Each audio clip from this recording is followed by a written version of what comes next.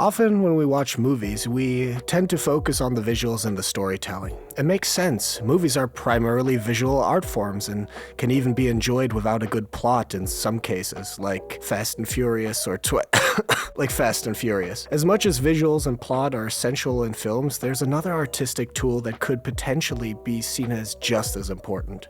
The tool of music. Think back to your favorite movies, especially ones you watched in your childhood. If you used to watch movies like Star Wars, Harry Potter, Indiana Jones, Back to the Future, or even Pirates of the Caribbean, one thing most likely stands out to you about those movies: the soundtrack. Unless you somehow watched other things as a kid, in which case, who the fuck are you? I'd argue that for most of these movies, the score is the best part of the experience. Would Harry Potter's world seem as magical and mysterious without entering Diagon Alley, playing as Harry Potter, and the viewer are simultaneously introduced to this new fascinating world of wizardry? Would Darth Maul's hatred and malevolent presence seem as powerful without Duel of the Fates? If it wasn't for talented composers, our favorite movies and visual stories would have never impacted us as much. I'd argue that the music is just as important as the visuals when it comes to successful storytelling.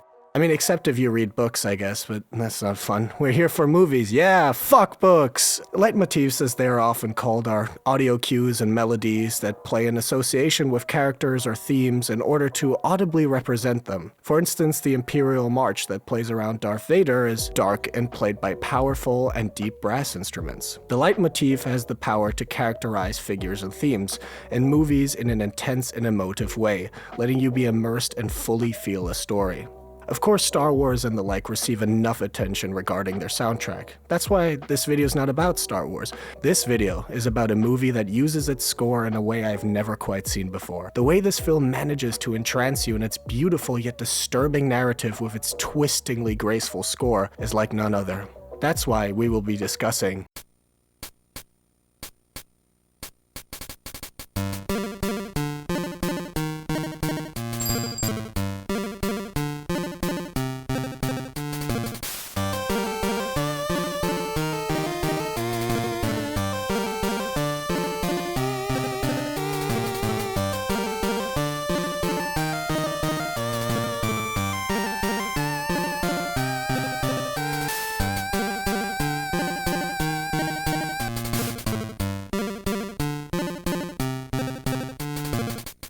Oldboy.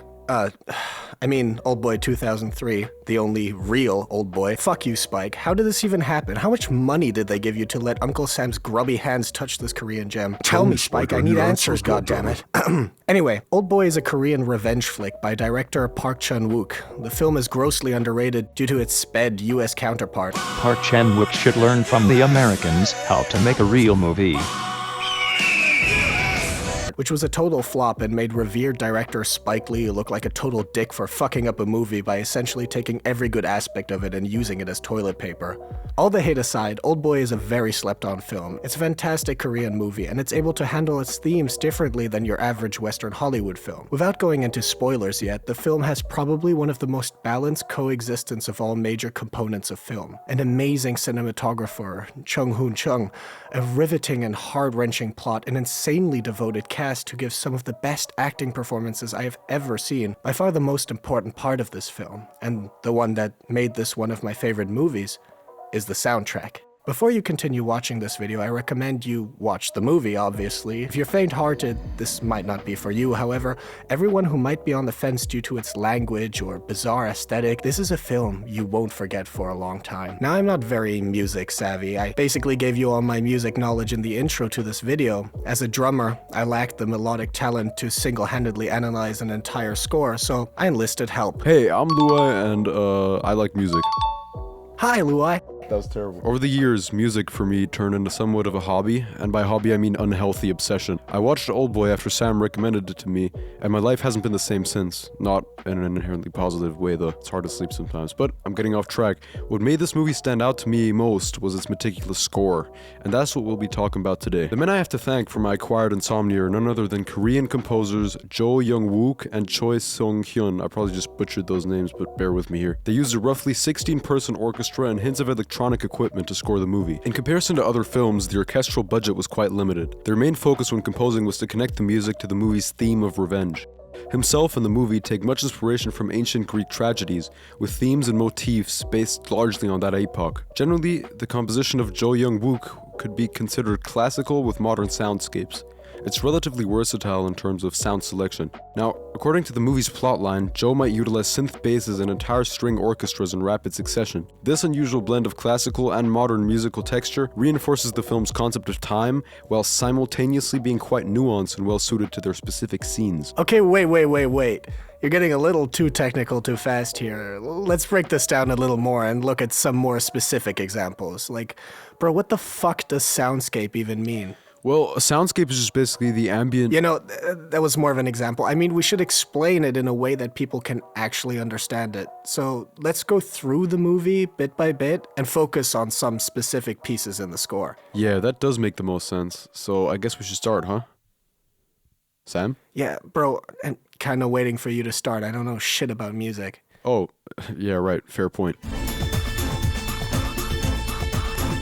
Look Who's Talking is the introductory piece of the movie. It introduces us to Ode-soo, our protagonist, and a comical conflict in which he's currently saving a man from falling off a skyscraper by holding his tie. The piece starts classically, with a melancholic piano and some strings. However, almost like a jump scare, switches to a fast synth and drum progression, not unlike a spy movie. The composers noted that this abrupt change was very much intentional and was supposed to act as an impactful and surprising intro to the movie. They mentioned that the surprise factor was dependent on the movie theater and their sound settings, meaning that if you're unlucky or watching the movie on a phone, which you shouldn't anyway, you filthy amateur, it wouldn't sound as impressive. Quick side note there, I actually did watch the movie on a phone.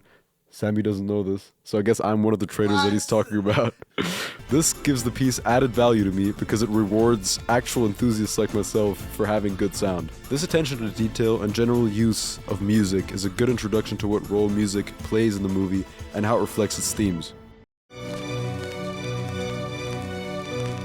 Somewhere in the Night gives us our first proper flashback of the movie. It's mysterious and indulges us into this revenge plot. The track is very classical and inquisitive. This is partly achieved by the menacing sounding arpeggios, which are also a reoccurring motive in the movie's soundtrack. It also shows hints of that classic spy theme mentioned previously. Think Sherlock or even James Bond. All this gives the flashback an ominous presence and makes the viewer feel like there's something stirring underneath the surface of what they're watching. This allure makes the movie more engaging by giving the viewer a reason to keep watching. We want to uncover the mystery right along with Ode-soo.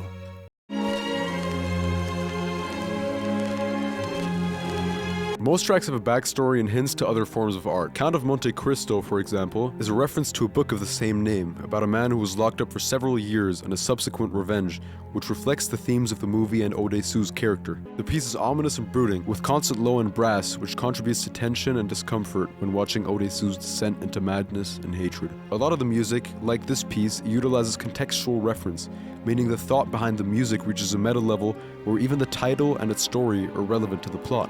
The composers make clear they are huge film buffs, and all titles allude to some sort of movie or piece of art. It's an Easter egg made for nerds like us.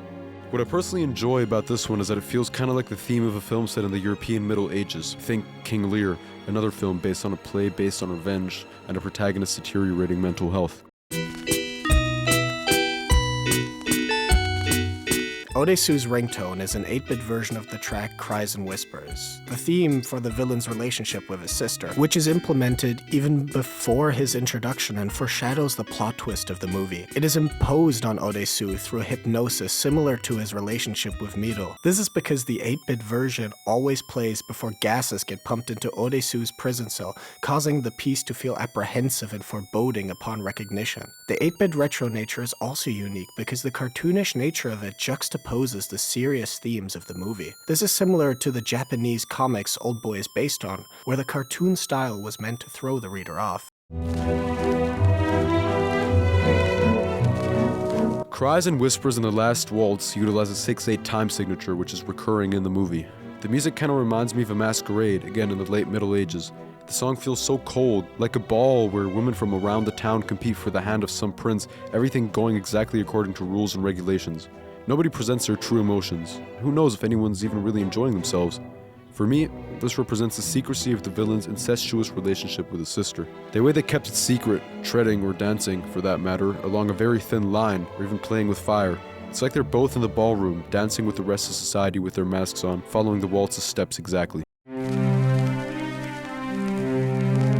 As much as the villain doesn't have a devoted theme, all pieces that encapsulate his persona, his lust for revenge, and his despicable torture feature string arpeggios and a 6/8 time signature. These include Dress to Kill, Look Back in Anger, and Room at the Top. They have the same rhythm as some waltzes and dances, classical in nature, linking to the themes of revenge and not forgetting the past. They are violin-based and utilize minor chords that make the progression sound dark. Although they sound distinctly similar, they differ in length, timbre, and texture, making the villain's appearance very cohesive and recognizable. In my opinion, The Last Waltz is by far one of the greatest pieces of film music ever created. Musically, it is a culmination of the entire soundtrack, 6/8 time signature and string-based, with a theme of the incestuous waltz reappearing, this time reassigned to Oh Dae-soo and Mi-do. The piece is so raw and hyper-emotional, but not specifically sad or happy, which fits nicely with the two possible interpretations of the movie's ending. This uncertainty of if the secret is forgotten or if Oh Dae-soo remembers is reflected in this piece and gives the whole movie an air of utter tragedy. Maybe this time the masquerade is Oh Dae-soo dancing around the truth, not telling Mi-do, hiding the monster that knows behind a mask or fake smile. Weep and you weep alone. Laugh and the world laughs with you.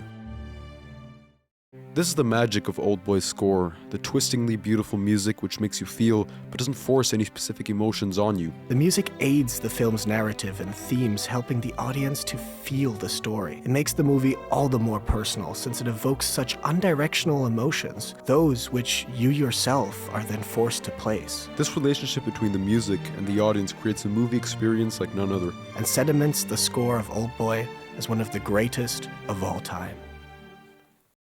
Hey guys, thanks for sticking to the end and watching the whole video. Really means a lot to me and Luay, especially because we put so much work into this video.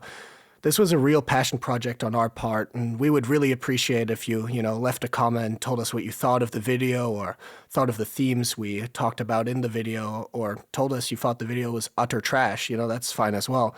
And also if you, leave a like or a dislike, whatever feedback I can get off this is always useful to me. And I know, as a content creator, my upload schedule, not the best, but, that's why we take our time and make good videos like this. And if you want to, follow Luay and the work he does over at Why Purple, then you can have a just as unreliable, publishing schedule as myself. So I'll leave that down in the description.